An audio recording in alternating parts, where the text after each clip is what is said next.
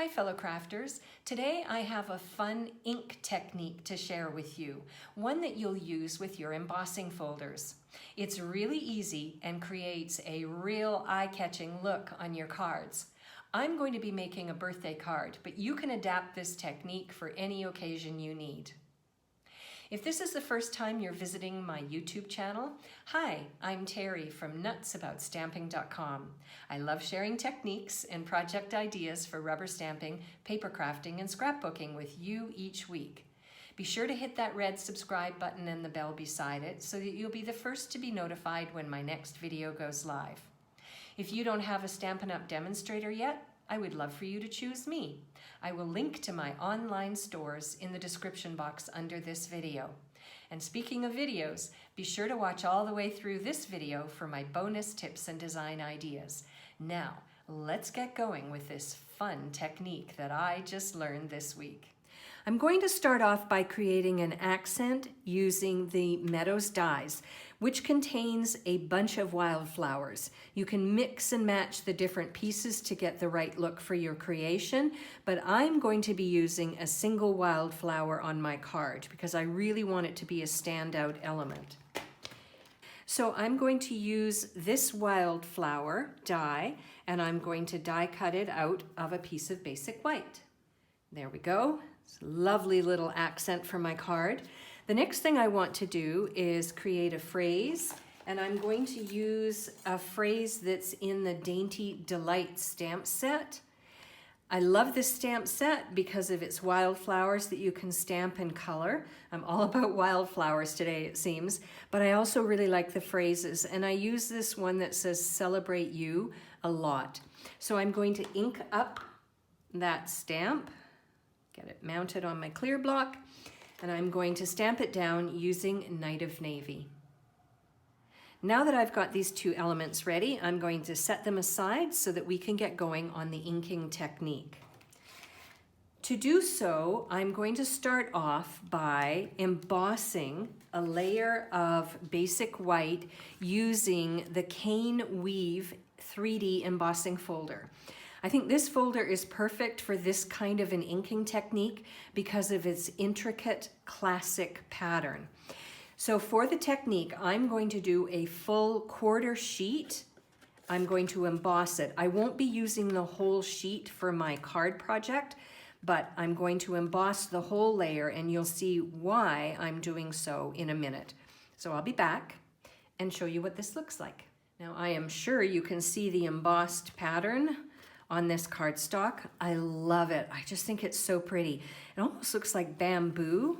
I guess maybe that's why it's called cane weave, because it's like cane, as in a plant.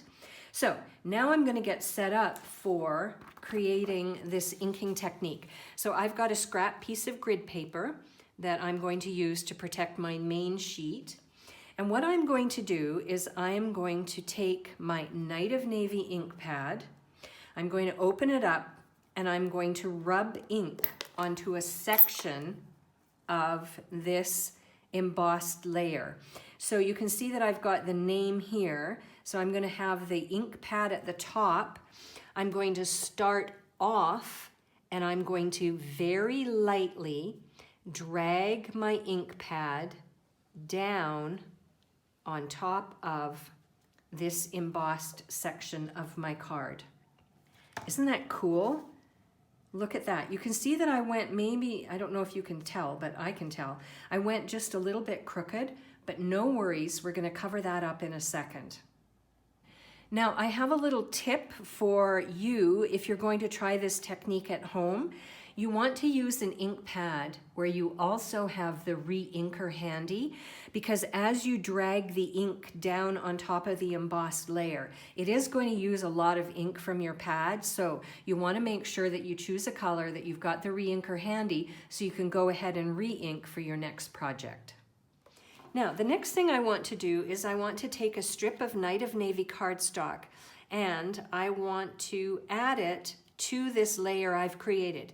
And you can see that I've covered up my crooked mark, And by trimming it down, this layer down, I've cut off a lot of the darker ink at the bottom, which is why I suggest you start with a full quarter sheet, so then you can trim it down to size depending on how your inking technique turned out.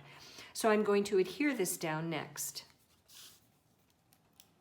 Now the next thing I want to do is add a colorful ribbon, this lovely ribbon accent. It's navy and gold and it's a 1/2 inch width.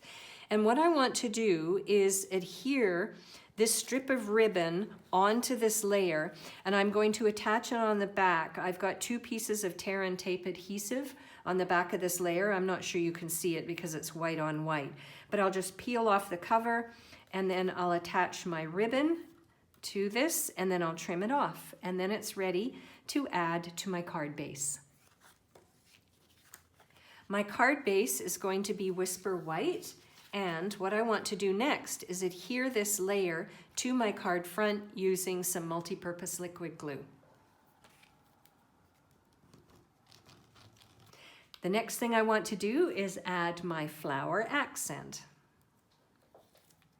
Now I want to add my phrase, and I'm going to do that at the top of the Night of Navy layer. Isn't that a cool technique? Would you like to see another card idea that uses embossing folders? Well, if you would, then why not watch this video next?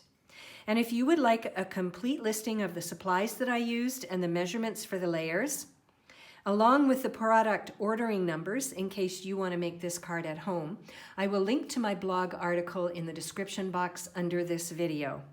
You can link over there and you can get all the information you need. I'm Terry. I am Nuts About Stamping. I'll see you at the next video. Bye for now.